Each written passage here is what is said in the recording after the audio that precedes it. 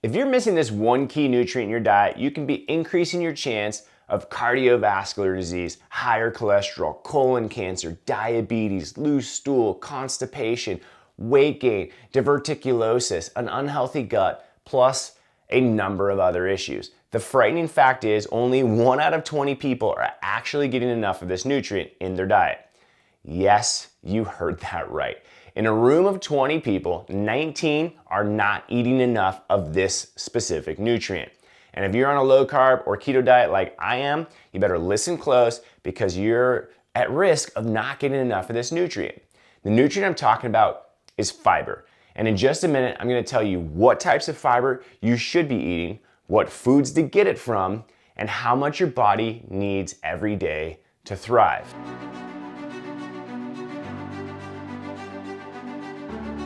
First, let's have a look exactly what fiber does in the body because it's incredibly unique. See, fiber is found in a number of fruits, vegetables, and grains, but it turns out there are 2 different types of fiber, and they do 2 very different things.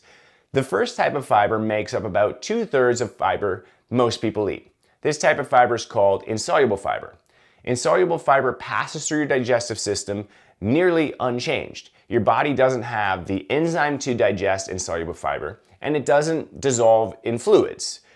Instead, it actually absorbs fluids and sticks to other materials to form stool. By absorbing these fluids, it leads to softer, bulkier stools and more regular stools. And since your body doesn't digest or absorb insoluble fiber, it actually doesn't count as any calories.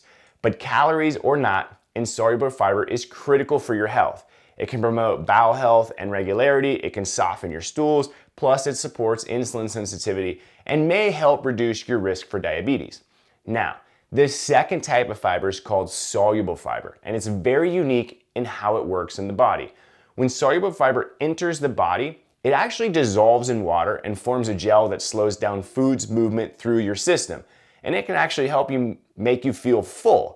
So if you want to reduce your calorie intake and not feel like you're starving all the time, soluble fiber is a great way to do that. So here's how it works, all right? So soluble fiber enters the body and it actually moves into the colon where it turns into a gel-like substance and ferments. And bacteria in your gut feed on this gel. As the bacteria break down the gel, they produce short-chain fatty acids and some B vitamins. Now this provides a laundry list of benefits. First, since the good bacteria are feeding on the gel, you're improving your gut health by increasing the number of good bacteria and you're increasing the diversity of good bacteria. Without good gut bacteria, you can have an imbalance between good and bad gut bacteria, which can lead to things like inflammatory bowel disease, obesity, and cancer. Plus, when you have an unhealthy gut, it can lead to a plethora of serious health issues, which is why it's critical to maintain proper gut health. And if you want better gut health, you can always check out cellsauce.com/gut. Now, the second benefit of soluble fiber is the production of short-chain fatty acids and the B vitamins. See, short-chain fatty acids can provide many benefits, both in the colon and in the rest of the body. When short-chain fatty acids are produced in the gut, many of them are used as energy sources. Short-chain fatty acids actually make up about 10% of the daily calorie requirement. Short-chain fatty acids also improve gut health through several partial effects, including maintaining the integrity of the intestinal barrier. They produce mucus. They can help prevent inflammation and reduce the risk of colorectal cancer. Plus, other possible benefits of short-chain fatty acids include things like lower cholesterol, lower triglycerides, improved insulin sensitivity, and glucose metabolism. Plus, they even can help improve your immune system function. Now, because of the way soluble fiber is broken down in the colon, it does create some calories.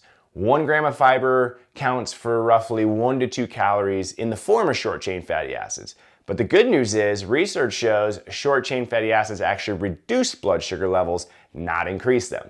So now that you know how crucial fiber is to the health of your body, how much fiber do you actually need on a daily basis?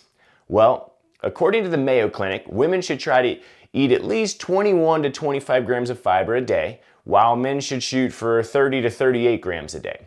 Now, it's important to know you should not just reach for a fiber supplement, all right? Fiber supplements can give you a small boost, but the benefits of getting your fiber from whole foods is way better.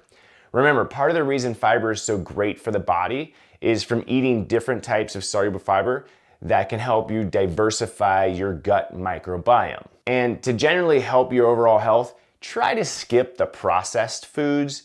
Processed foods usually mean less fiber.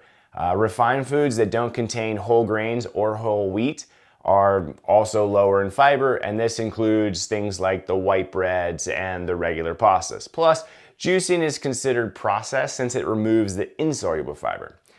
Now, some of the best high fiber foods to eat are beans like navy beans, pinto beans, black beans, lentils, kidney beans, soybeans, baked beans, and green peas.